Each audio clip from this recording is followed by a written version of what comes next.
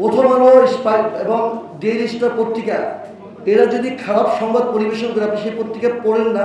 আমাদের দলের সদস্য সচিব বর্তমান সময়ের যে ক্রাইসিসগুলো আছে এগুলো নিরসনের জন্য আমার বাংলাদেশ পার্টির পক্ষ থেকে কি করা উচিত অন্তর্বর্তীকালীন সরকারের উদ্দেশ্যে সেই সাজেশনগুলো দিলেন। আমরা দেখলাম গতকাল যে 15,000 পত্রিকা এসেছে, 15,000 ছাত্ররা গিয়ে একটা কলেজে যদি ভাঙচুর করে, শুধু ভাঙচুর করে নাই, ওখানে লুটপাট করেছে, এটা তো হওয়ার কথা ছিল এবং সেখানে কিন্তু আইন শৃঙ্খলা বাহিনী ছিল।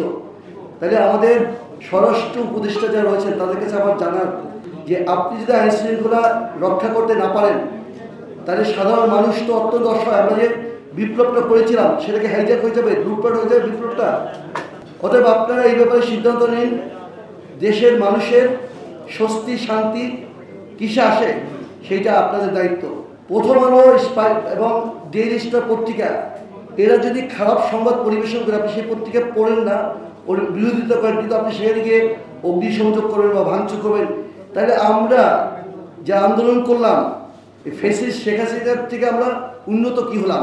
আপনারা জানেন 2013 সালের 5ই মে শাপলা চত্বরে যখন হামলা করে, গ্রেনেড হামলা করে এবং সাউন্ড গ্রেনেড করে, গুলি করে, তখন কিন্তু কিছু লাইভ টেলিকাস্ট হচ্ছিল ওই টেলিভিশন মিডিয়াকে, তখনই স্টপ করে দেয়। আমরা তো সেটা চাই না, আমরা তো সেই জিনিস থেকে বেরিয়ে আসতে চাই যে আমাদের মধ্যে ডিস্টিংক্ট উন্নত মানের কিছু দৃষ্টান্ত উপস্থাপন করতে হবে। এই ঘটনাগুলো কেন হচ্ছে, আমাদের ঐক্য নষ্ট হচ্ছে কেন? আমি শুধু একটা উদাহরণ দিচ্ছি, সেটা হচ্ছে কেউ কেউ অতি দরদি, অনেক নরম তেলে ভিজা কথা দিয়ে তারা পতিত সরকারের লোকদেরকে আবার পুনর্বাসিত করতে চায়। এটা কিন্তু অত্যন্ত দুঃখজনক, বেদনাদায়ক।